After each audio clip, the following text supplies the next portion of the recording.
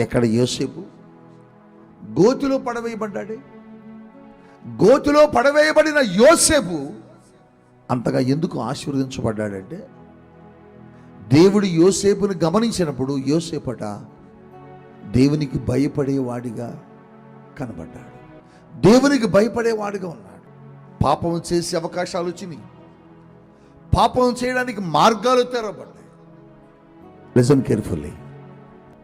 దేవుడు నిన్ను దీవించడానికి, రైట్, దేవుడు నిన్ను ఆశీర్వదించడానికి, ఓకే, ఆశీర్వాదపు తలుపులు ఎప్పుడైతే తెరుస్తాడో, ఆపోజిట్గా సాతానుడు పాపానికి కూడా మార్గాలు తలుపులు తెరుస్తాడు. గుర్తుపెట్టుకో. ఇటు వెళ్తావా దేవుడు చూస్తాడు. యోసేపు ఇటే చూశాడు, ఇటు చూడలే, అందుకని ఆశీర్వదించబడ్డాడు.